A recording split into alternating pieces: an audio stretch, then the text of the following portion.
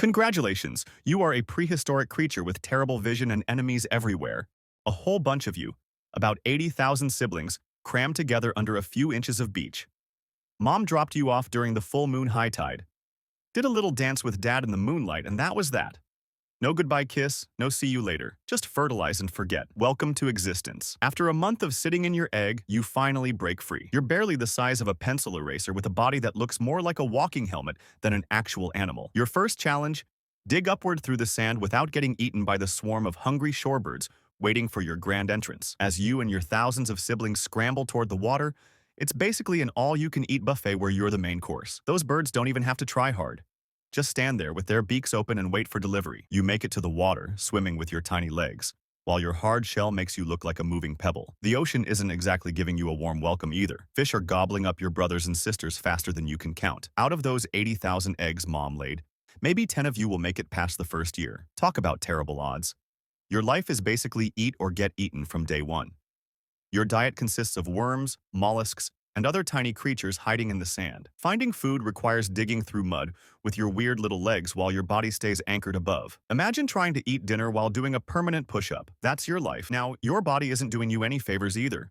With 10 eyes scattered across your shell and body, you'd think you'd have amazing vision. Nope. Most of those eyes can only detect light and dark, and the rest are so basic they might as well be decorative. You navigate mostly by feeling your way around with your legs and pincers, those famous tail spikes everyone recognizes. They're not weapons. They're just there to help flip you over when waves knock you upside down. Without them, you'd be like a turtle on its back, except without the cute struggling. Every few weeks, your body decides it's outgrown your shell. Time to molt. Your shell splits open along the front rim, and you have to wriggle out of it like it's the world's tightest sweater. While your new shell is still soft, you're basically defenseless against everything in the ocean. Better hide until it hardens, which takes days. This whole process happens about 16 to 17 times before you're fully grown. Each mole is more uncomfortable than the last one, and each time you're left vulnerable and soft, hoping nothing notices your crunchy exterior is temporarily out of service. 4 years into life and you're still a juvenile, hanging out in shallow nursery areas where bigger predators can't easily reach you. Your neighborhood is a mix of sandbars and seagrass beds, all within a few feet of the shoreline. You spend your days plowing through mud like a miniature bulldozer, using your specialized front claws to capture worms and small crustaceans. Nighttime is when you really become active, feeling safer under the cover of darkness despite your terrible eyesight. By the time you reach 10 years old, you finally hit puberty. That's right, a decade of life before your body decides it's ready to think about reproducing. You're now about the size of a dinner plate with your horseshoe-shaped shell fully formed and hardened. If you're male, you're a bit smaller and have modified front claws that look like boxing gloves, perfect for holding on to a female during mating. If you're female, you're larger and have regular claws, because who needs specialized appendages when you're the one carrying all those eggs? Now comes the weird part of growing up. Your body starts producing chemicals that make you want to head to the beach during specific full moons. It's like an overwhelming urge to attend a very specific party. The water temperature hits just right, the moon is full, and suddenly you're migrating towards shore along with thousands of others just like you. For females, this annual pilgrimage means dragging yourself onto the beach while possibly carrying a male on your back. He's been hanging on for weeks, sometimes months, waiting for this moment. Talk about clingy. You dig a shallow nest in the sand with your rear section, lay thousands of eggs while the male fertilizes them. Then you drag yourself back to the water, leaving your offspring to fend for themselves. Parenting complete. If you're male and didn't manage to grab onto a female before the beach party, you're left scrambling around the shoreline, desperately seeking unattached females or trying to knock other males off their ride. It's basically bumper cars, but with more desperation and less amusement park music. After the mating frenzy, it's back to the ocean depths for another year.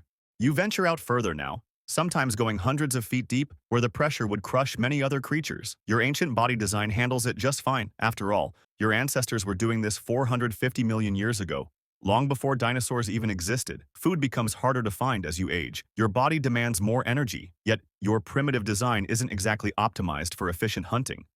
You plow through the seafloor like an organic tractor, hoping to disturb enough worms and mollusks to make a meal. Sometimes you find plenty, sometimes you go hungry. By age 20, you're a seasoned veteran of ocean life. Your shell bears the scars of near misses with predators and rough encounters with rocks during storms. Those fancy tail spikes might be broken or worn down from years of flipping yourself over after waves have had their fun with you. You've survived countless molts, predator attacks, and habitat changes. Despite your primitive design and strange appearance, you have one superpower that's made you invaluable: your blue blood. That's right. Your blood is blue because it uses copper instead of iron to carry oxygen. But the really special part is that your blood contains a substance called limulus abbylysate that instantly clots when it contacts certain bacteria. This makes your blood incredibly useful for detecting contaminants in medical equipment and vaccines. For this reason alone, you and your kind get caught, drained of about 30% of your blood, then released back to the ocean.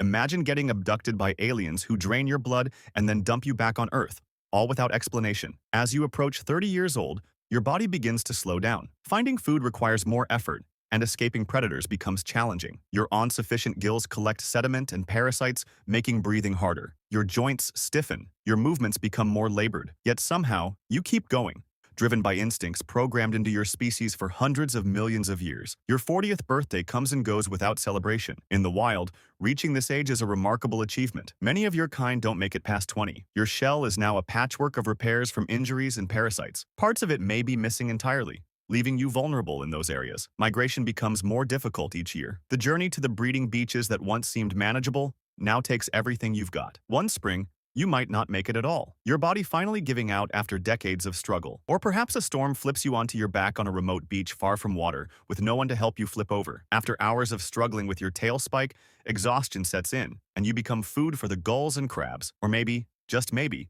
you reach the ripe old age of 50, making you one of the oldest horseshoe crabs on record. You've survived being prey, a blood donor, pollution, habitat loss, and countless other challenges. You've produced hundreds of thousands of eggs over your lifetime, with perhaps a handful surviving to adulthood. In your final days, as your ancient body begins to shut down, you drift with the current, no longer able to fight against it. Your last moments might be spent washing ashore during a storm, where you'll become part of the beach that once cradled you as an egg. Full circle and all that jazz. And to think after 450 million years of evolution, nature looked at your species and said, "Yep, that's perfect. Don't change a thing." Turns out when you look like a living fossil and bleed blue blood that's worth more than gold, nobody cares that your eyes don't work and your best defense mechanism is flipping yourself over with a glorified poker. Rock on, you magnificent prehistoric weirdo.